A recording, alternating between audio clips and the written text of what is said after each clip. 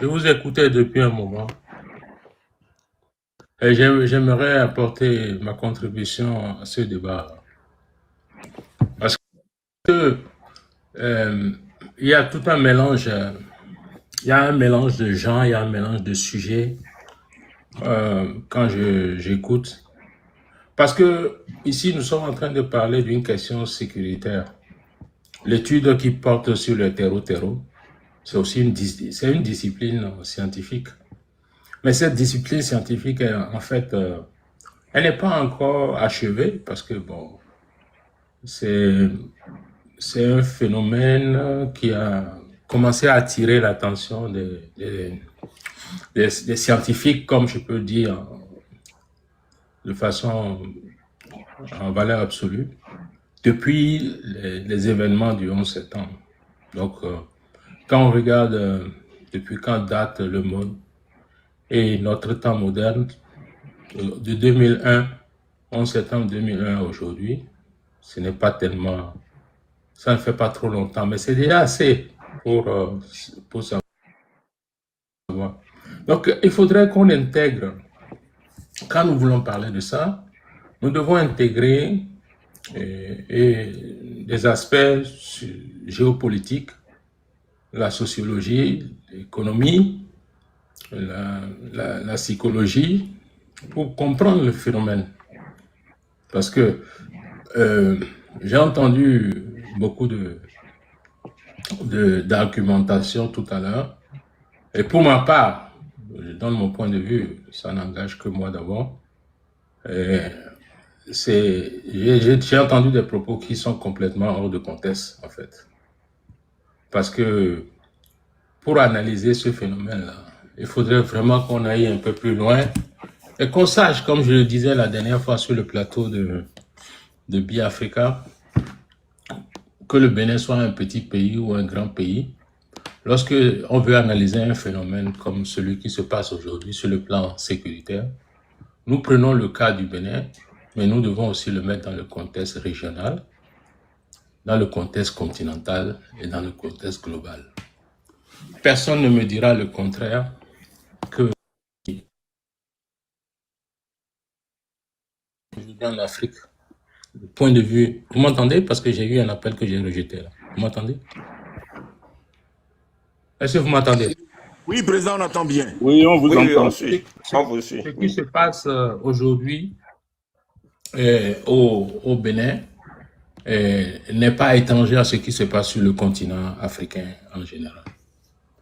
Il y a quelqu'un il y a une dame, je crois qu'il y a une dame qui a souligné tout à l'heure qu'on ne trouve plus des attentats à répétition dans les pays occidentaux.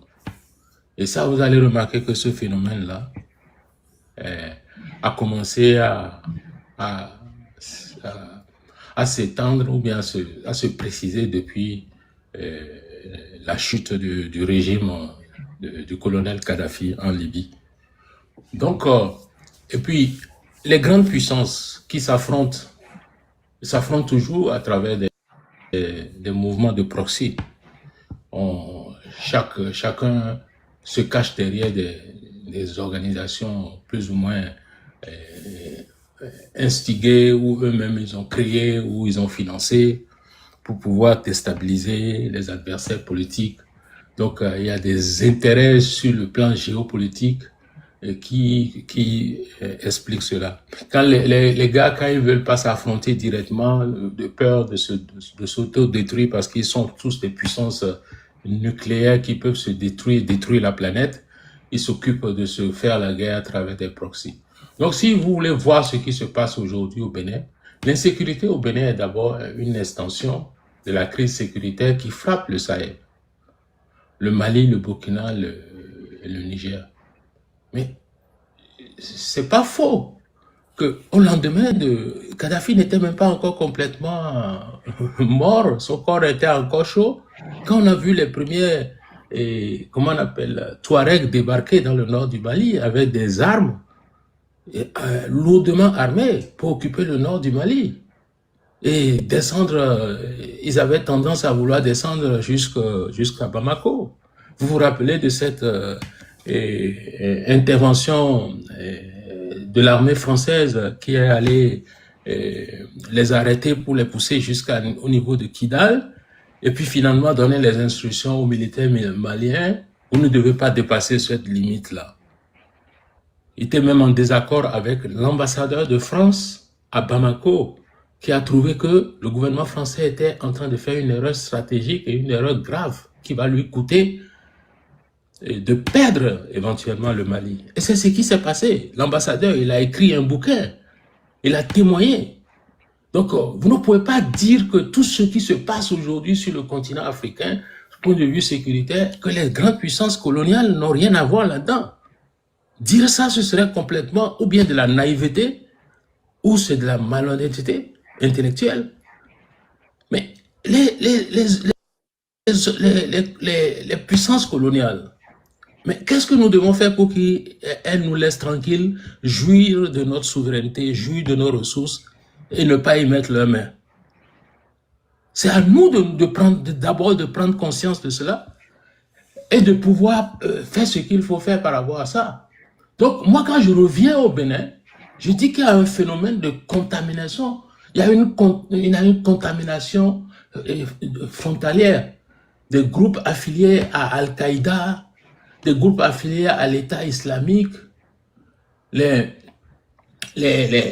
comment on appelle? Il y a des groupes, il y a des sous-groupes. Des fois même, ils se battent entre eux pour pouvoir mieux contrôler des territoires. Parce que en dehors de... Personne ne se pose la question de savoir où est-ce qu'ils trouvent tous ces équipements-là? Où est-ce qu'ils trouvent tous ces armes? On a même retrouvé des terreaux avec des équipements, des véhicules blindés dans le Sahel. Par où ils sont passés? Sur quel port? Donc ces gens-là, ils ont des appuis logistiques qui ne sont pas des moindres. Il ne faut pas qu'on sous-estime ce qui se passe. Parce que si vous voulez guérir un mal, votre premier devoir, c'est d'abord d'avoir un bon diagnostic. Mais quand j'entends que, bon, voilà, on a parlé de véhicules d'occasion. Mais c'est les véhicules d'occasion. Toute activité que vous connaissez, on a bien trouvé de la cocaïne dans les conteneurs au port de Cotonou, non? Et c'est pour autant que, bon, mais on va arrêter de faire le conteneur. Moi, l'une de mes activités avec lesquelles j'ai le plus gagné de l'argent quand j'étais beaucoup plus jeune, j'étais un courtier international dans le transport maritime international. J'avais une entreprise en Belgique et en Hollande, et je vendais du fret maritime à tous les importateurs de marchandises possibles dans l'Afrique de l'Ouest. Les plus gros opérateurs économiques du Nigeria, du Niger, du Burkina Faso et du Bénin passaient par le port de Cotonou. Et je leur vendais du fret depuis la Belgique, depuis la Hollande. Je les prenais depuis le départ pour pouvoir bénéficier de ce marché-là, leur faire la prestation de service jusqu'à passer par le port de Cotonou. Mais nous, on n'avait pas eu à affronter. Je possédais l'une des plus grosses sociétés de transit et de concession maritime au Bénin. Donc, je connais cette activité. Mais nous n'avons jamais été confrontés à ça où nous avons... Je n'ai pas dit qu'à notre époque, il n'y avait jamais eu de trafic. Peut-être il y en a eu, mais moi, j'ai opéré pendant plusieurs décennies. Je n'ai jamais été confronté à trouver des armes dans un conteneur ou à trouver des bombes ou c'est pas quoi. Donc, c'est pas parce qu'on aurait attrapé un ou deux véhicules par-ci, par-là, qu'on va dire que tout le trafic de véhicules, de transport de véhicules d'occasion au Bénin était une activité dédiée au djihadisme. Sinon, mais le Bénin, si je me trompe pas avec les statistiques, au moment où on avait déjà quitté ce secteur-là, le Bénin a importé jusqu'à plus de 300 000 véhicules par mois par le port de Cotonou. Il faut pas oublier que c'était le Bénin qui alimentait tout le Nigeria de véhicules d'occasion. Au début, quand on faisait quand on donnait du fret, c'est moi qui ai amené le groupe Grimaldi la première fois en Afrique de l'Ouest, au port de Cotonou. C'est moi qui ai amené le groupe Grimaldi. Donc, je connais cette activité-là du bout des doigts, même si je dors, que vous me réveillez, je vais vous dire ça. Mais quand on nous explique que c'est les véhicules d'occasion, je dis non, je m'inscris complètement en faux. Je m'inscris en opposition à cette déclaration. N'oubliez pas que même pendant le régime Yahi Boni, à une époque donnée, au début du phénomène de Bénin Contrôle, de PVI, Patrice Talon a eu à contrôler le trafic de véhicules d'occasion. Et à cette occasion-là, le gouvernement de Talon lui a affecté jusqu'à 600 militaires pour sa sécurité et la sécurité de son business. Ça a été l'une des raisons pour lesquelles le ministre de la Défense de Yahi Boni a perdu son poste. Parce que Yahi Boni dit, mais si on donne 600 militaires à un individu, un homme d'affaires pour sa sécurité, moi, mon gouvernement est menacé. Selon ce qu'il m'a dit à moi, hein. Mais j'apprends que c'est lui-même qui aurait donné l'ordre pour faire ça. C'est pour vous dire que cet argument ne passe pas. Et que les raisons pour lesquelles nous souffrons aujourd'hui de cette activité de terreau dans le Bénin, parce qu'on ne peut plus dire seulement que c'est dans le nord du Bénin. Parce que si je vois bien les données que je possède, il y a déjà presque un tiers de notre territoire qui se trouve sous le contrôle de ces hommes-là. Mais à ce rythme-là, nous risquons de ne pas avoir de pays dans très peu de temps. Mais quand nous observons comment est-ce que c'est géré, il y a un sentiment de marginalisation. Parce que c'est déjà même dans les causes qui justifient cette activité criminelle, il y a déjà un volet de marginalisation. Une partie de la population perçoit la prospérité économique comme étant capturée par une élite restreinte. Ça crée un terrain fertile pour les discours extrémistes. Vous vous posez la question de savoir avec quelle facilité ces hommes-là peuvent recruter. Parce qu'ils ne recrutent pas, il n'y a pas que des étrangers qui forment les brigades qui viennent attaquer nos hommes. Il y a aussi nos propres citoyens qui sont à l'intérieur. Mais si ces gens-là, ils n'ont plus rien à perdre, puisque leurs activités traditionnelles leur est arrachées, ils sont dépossédés. Il y a une pauvreté galopante au Bénin. C'est-à-dire que c'est pas parce que... Souvent quand je parle, on a la solution facile de me dire, ah ouais, il a de la haine pour Patrice Talon. Qu'est-ce que j'ai à voir avec la haine pour lui? Mais il y a des phénomènes qui frappent le Bénin. Il y a nos citoyens qui meurent. On ne peut pas envoyer des militaires au front qui ne soient pas équipés, qui ne soient pas armés. Je suis désolé, il vaut mieux ne même pas les envoyer que les envoyer les mains vides. Le dernier attentat qu'il y a eu à côté de Karim Mama, non? J'ai écouté le témoignage d'un des soldats qui a pu échapper. Le gars dit quand ils sont arrivés les attaquer, ils n'étaient pas armés, ils n'avaient qu'une seule mitraillette. Mais que les assaillants étaient beaucoup plus équipés que beaucoup plus déterminés. Donc, ces gens-là, ils n'ont pas commencé au Bénin. On a bien vu que quand ils ont fait les mêmes activités dans des pays comme l'Irak et autres, là, ils ont fini par créer leur califat. Donc, si on veut remonter plus loin, il faut aller voir l'histoire de ces gens. Comment est-ce qu'ils prennent la religion comme prétexte pour asseoir des activités criminelles? C'est beaucoup plus dense que les affaires de véhicules d'occasion qu'on leur aurait refusé. Si on les laisse passer par le port de Cotonou, combien de véhicules vont importer aujourd'hui? Le marché a évolué. Donc, les causes sont beaucoup plus profondes. Les grandes puissances trouvent le terrain de jeu où ils viennent s'affronter. Parce que quand Mme Georges a parlé tout à l'heure, elle dit qu'elle a parlé de rapports qui existent, qui viennent de la part des Occidentaux, qui pensent que, bon, voilà, il faut combattre la Russie. Donc, voilà, nous sommes un terrain de jeu où on vient se battre sur nos territoires et que c'est nous qui payons les pots cassés. Ça a toujours été comme ça. Donc, c'est nous qui devons prendre vraiment beaucoup plus au sérieux. Et la coopération sous-régionale est quelque chose de capital. Quels que soient ceux qui opposent il faut savoir qu'il n'y a pas deux Afriques. Il n'y a qu'une seule Afrique. Et si nous perdons cette Afrique-là, avec tout ce qui se passe dans le monde aujourd'hui, moi je ne serais pas étonné qu'il y ait une recolonisation de l'Afrique. Et cette division, ça arrange nos anciens colons. Cette division des pays africains, ça les arrange parfaitement. Parce que les enjeux sont énormes. Vous pensez que ce qui se passe au Bénin est étranger à ce qui se passe en ce moment, la guerre en Iran? C'est les puissances qui se battent pour se repositionner. Parce que le monde a été dirigé pendant 80 ans dans un contexte qui est en train d'être dépassé. Les accords de Bretton Woods avaient créé un système, une sorte de une gestion du monde. Cette gestion aujourd'hui a montré ses limites. Mais comment est-ce que vous parlez de la création des mouvements comme les BRICS et autres? Si ces mouvements-là réussissent à avoir ce qu'ils veulent et le succès qu'ils veulent, les Occidentaux ont perdu le contrôle du monde qu'ils ont depuis plusieurs siècles. Est-ce que vous pensez qu'ils vont se laisser faire sans se battre? Pendant ce temps, la question que je me pose et que je nous pose, qu'est-ce que nous, Africains, nous faisons pour notre continent et pour nos pays individuellement? C'est de ça qu'il s'agit.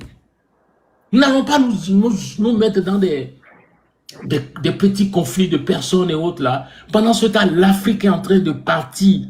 Quand vous voyez la carte aujourd'hui, vous voyez les gars rentrent au Bénin, ils opèrent, ils sortent comme si ils sont dans leur cour privé.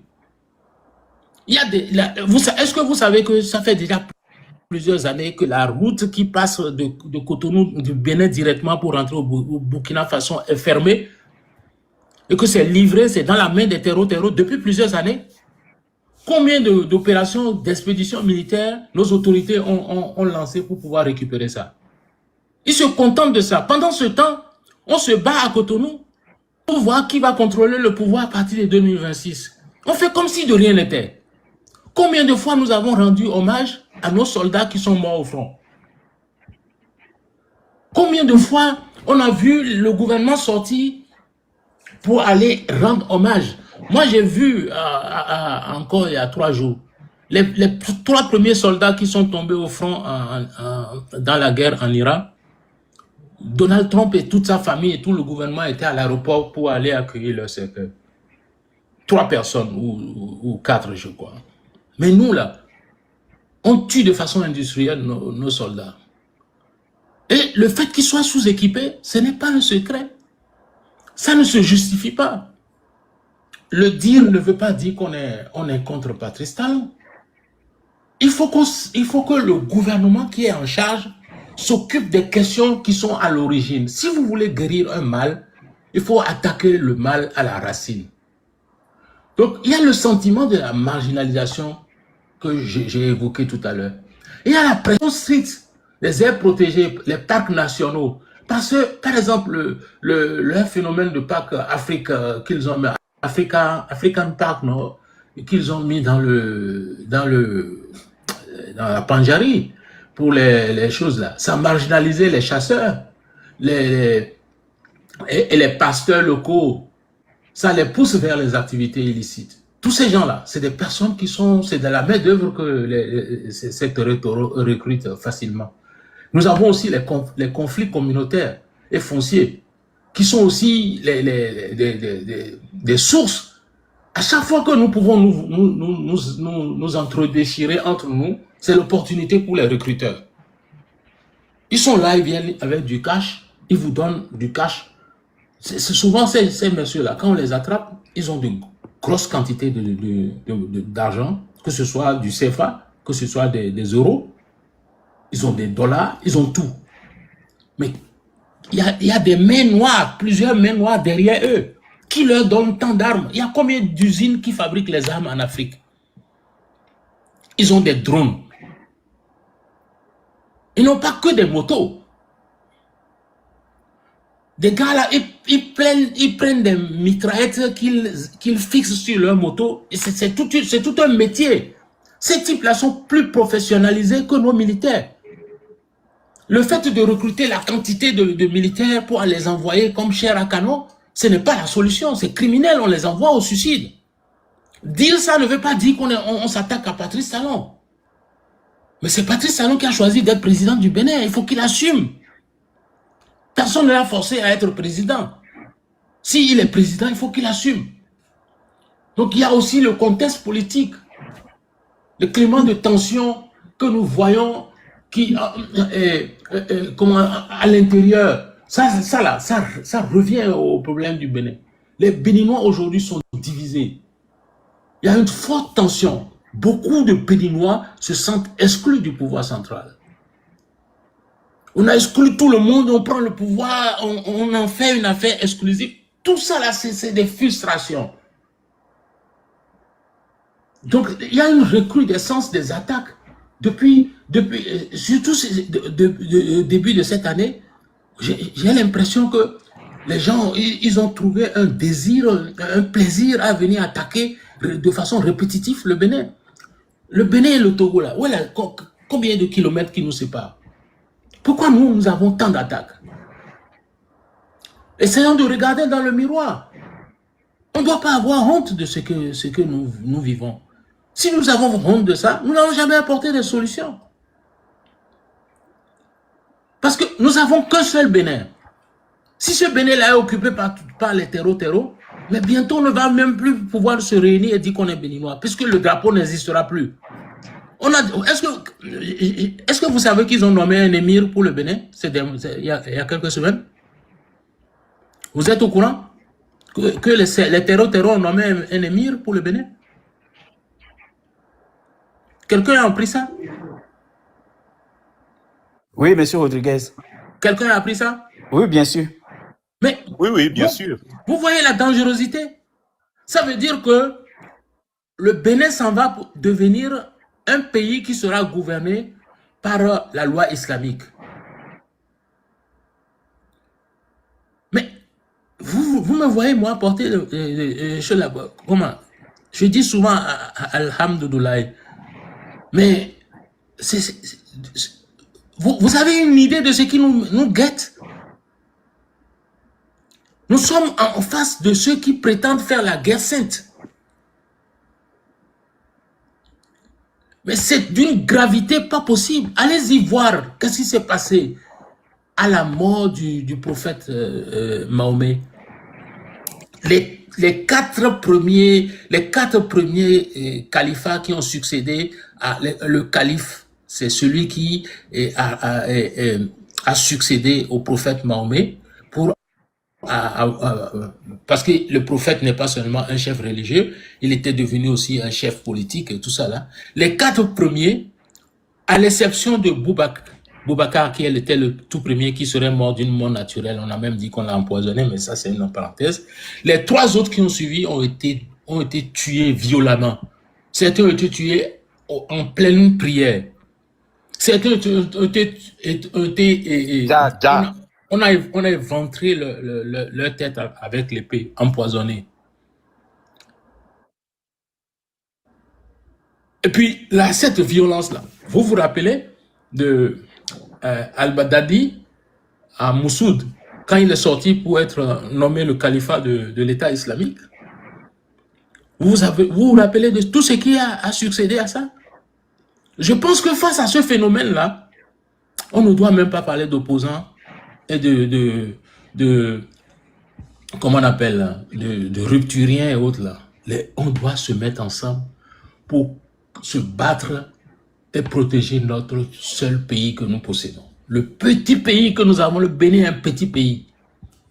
Mais c'est comme une clé, quand vous voyez la position du Bénin, vous voyez le design, c'est comme une clé sur l'Afrique. L'Afrique de l'Ouest. Donc, c'est d'une gravité pas possible. Et moi, j'ai le sentiment que nous n'avons pas encore pris la mesure du danger. Le danger qui nous guette. Nous vivons en Occident. Vous pouvez faire tout ce que vous voulez. Vous rentrez n'importe où, on voit d'abord que vous êtes un noir. Vous êtes un nègre. Que vous fassiez comme vous voulez. N'oubliez pas que nous sommes aujourd'hui à l'ère où les mouvements suprémacistes blancs cherchent à reprendre le contrôle de l'Occident. Vous avez entendu le discours de Marco Rubio quand il est parti à Munich, il y a quelques semaines, lors de la conférence sur la sécurité de l'Europe. Il dit dans son discours aux Européens. Vous ne devez pas avoir honte de votre passé colonial. Vous devez avoir la fierté de votre passé de conquérant. Vous devez repartir à la conquête. Vous savez ce que ça veut dire? Ces gars veulent reprendre le monde en main. Pendant ce temps, nous, on est dans les combats d'église. Nous perdons notre temps à nous battre entre nous. Nous nous attaquons entre nous. Nous détruisons nos citoyens, nos concitoyens entre nous. On se bat, on s'entre-déchire. Mais vous vous battez pour contrôler quoi? 5% du territoire béninois? 10% du territoire béninois? Il faut nous dire ça. Puisque ça avance. Tous les jours, il y a une attaque. Qu'est-ce que nous devons faire pour pouvoir sauver ce petit pays-là? Le petit pays qui est le Bénin, c'est un pays c'est une mine d'or, sa position géographique. Si vous ne voyez pas, je vais vous expliquer. Vous voyez le Bénin, regardez le Nigeria. Regardez le Niger en haut. Le Burkina. Regardez tout ce qu'on est en train de découvrir comme ressources naturelles de ces pays-là. Ils ont besoin d'un passage, ils ont besoin de l'accès à la mer. On n'a pas besoin d'avoir de mines de pétrole, de mines de diamants, de mines d'or pour devenir un pays riche. J'ai parlé la dernière fois, j'ai donné l'exemple d'un pays comme Singapour. Être un bon pays de transit seulement, ça suffit. Moi, la première société que j'ai montée qui m'a rapporté le plus d'argent, je l'appelais Marlance Multiservice. Pourquoi je l'ai appelé Marlance Multiservice? J'ai compris une chose très tôt. Quand tout le monde courait pour aller commander des véhicules d'occasion, des conteneurs en Asie et autres, je me suis dit, ils ont tous besoin du fret maritime. S'ils ont le fret maritime, ils ont tous besoin de quelqu'un pour sortir leurs marchandises du port. J'ai créé le crédit maritime. J'achète le fret maritime en gros chez les armateurs et je vendais ça en détail. Mais c'est de la marchandise virtuelle. J'achète du fret. Je dis par exemple un conteneur, si le transport d'un conteneur par exemple c'est $2000. Mais si moi je viens, je vous achète 10 000, le transport de $10 000 à l'avance, je fais un prix, vous me faites un prix de $1200. Donc j'ai déjà une marge de $800. Mais celui qui a l'habitude de payer $2000, si je lui dis écoute, je vous donne le transport à 1700. Mais tout le monde court pour venir me verser l'argent. Et moi, je ne paye que lorsque j'ai transporté. Je me suis enrichi comme si je ne travaillais pas, comme si c'était de l'eau. À cause de la position stratégique du Bénin.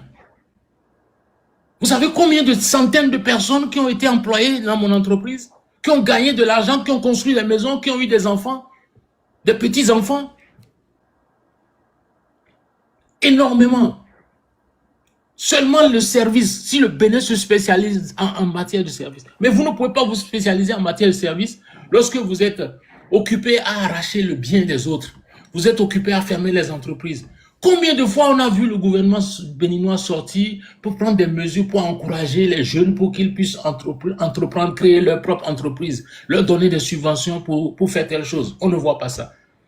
On est en train de s'entre-déchirer. Pendant ce temps, nous sommes en train de perdre ce autour de quoi nous... Ce qui nous lie, c'est le pays. On est en train de le perdre. Moi, je demande. La dernière fois, vous vous rappelez, monsieur Jossou, quand je suis passé sur votre plateau, j'ai demandé pardon au régime de Patrice Talon. J'ai dit, n'organisez même pas les élections. Prenez cet argent-là. Occupez-vous des problèmes que nous avons socialement. Donnez le pouvoir, donnez la présidence à Wadaï. On sait déjà qui est le président. On a trop de problèmes. Nos hôpitaux sont là. Les gars meurent de dialyse. Il y a plein de problèmes. Aujourd'hui, l'insécurité est plus grave que tout. Pendant ce temps, nous allons nous battre entre nous. Qui va en profiter? Qui sera le gagnant? Tous sauf les Béninois. Moi, je ne veux pas monopoliser plus la parole, mais c'est dit que ça me fait mal. Parce que nous n'allons pas à subir en Occident, où on vous demande de rentrer chez vous. Tout le monde a vu ce qu'il y a, les scènes de ICE. Ils ont même allé tuer leurs propres citoyens. Des blancs de peau, parce qu'ils veulent déporter les Espagnols, les Hispaniques, les étrangers, les Noirs et tout ça. On a la même chose en Europe. Quand un Européen aujourd'hui veut avoir le pouvoir, il faut qu'il s'attaque aux étrangers. Les Africains doivent aller chez eux. Mais où est chez nous? Chez nous, nous avons des gouvernements qui nous perturbent, qui nous persécutent, qui nous emprisonnent, qui nous renvoient en exil ou bien nous exécutent. Et puis nous avons les terreaux. C'est où notre territoire? Nous sommes des apatrides. Et puis, on nous parle de djihadisme. On nous parle d'émir au Bénin.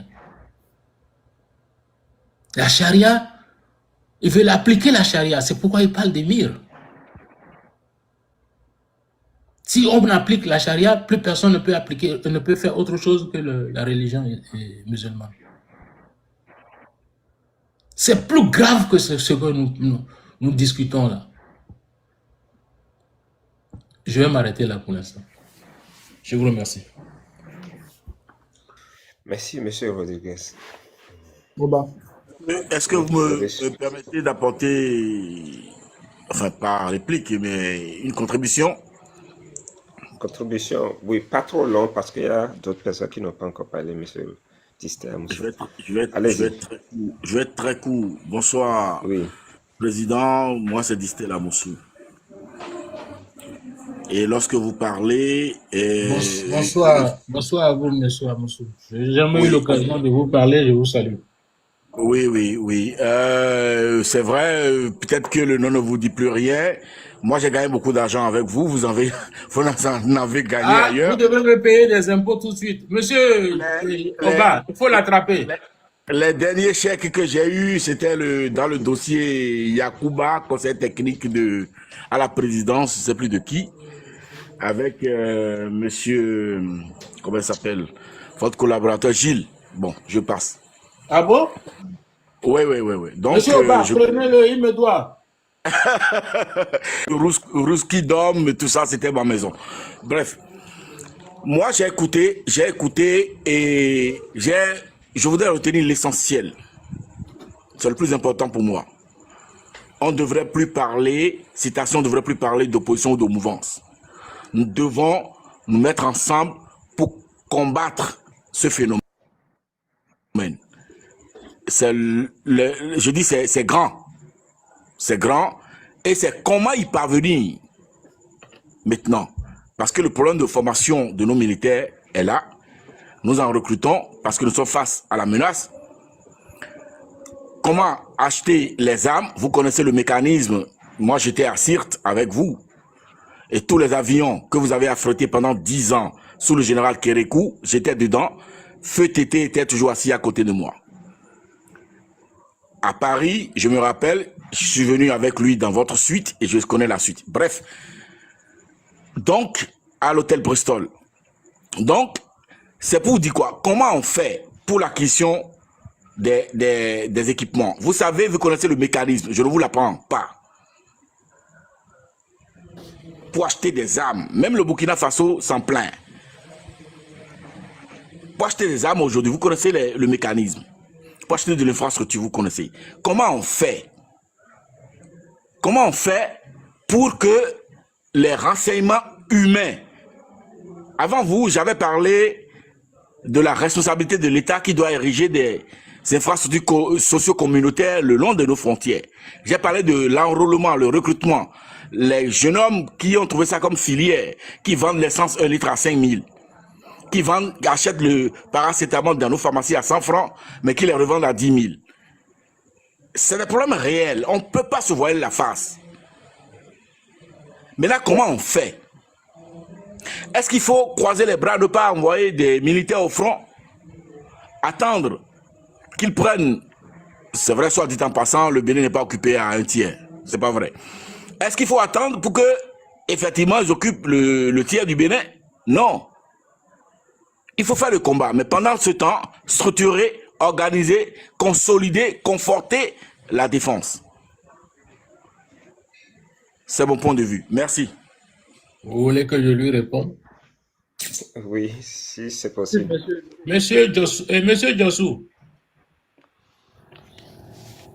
Monsieur Jossou, Monsieur Monsieur Rodriguez, oui. Distel Amoussou. si vous avez, attendez, Monsieur Jossou, si vous avez la possibilité, montrez-lui à Monsieur Amoussou la carte que le département d'État a publiée sur la situation sécuritaire au Bénin. Il va savoir que quand je dis que nous avons un tiers là qui est parti, c'est pas faux. Parce que je pense que depuis Cotonou, il ne mesure pas l'ampleur du danger. Puisqu'il dit qu'il n'est plus en service. Il faut qu'il aille, parce que c'est, pour guérir un mal, il faut l'identifier. Il faut prendre conscience de ça. Monsieur Amoussou, c'est beaucoup plus grave que vous ne l'imaginez. Moi, je vous parle. J'ai eu d'autres vies. Hein. Je vous entends parler de votre passé en matière de sécurité. J'ai travaillé sur ce secteur-là, sur le plan mondial.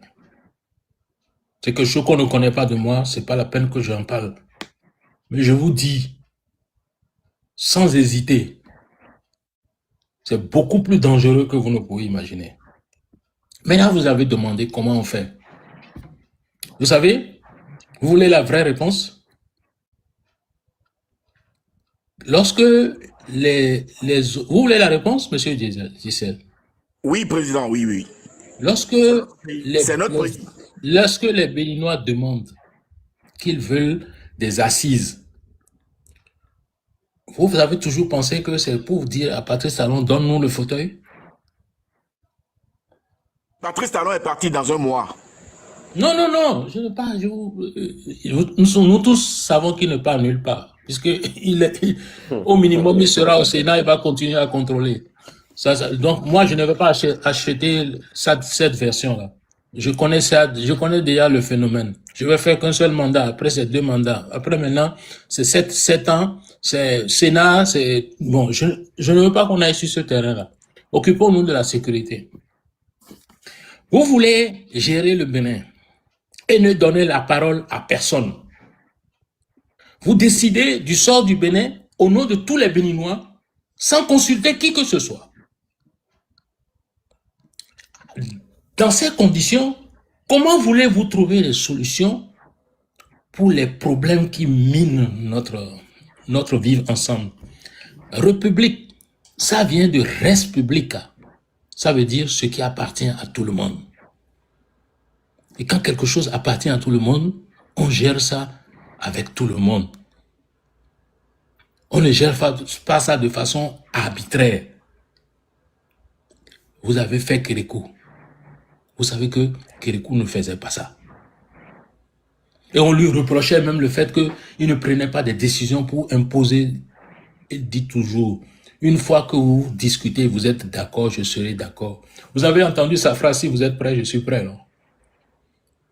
Je me rappelle en 94. En 94, quand Kérékou était sollicité par les hommes politiques pour revenir au pouvoir, pour arracher le pouvoir à Soglo, je vais vous donner une information. Vous savez comment il a réussi à créer? Les politiciens venaient individuellement. Certains venaient nuitamment.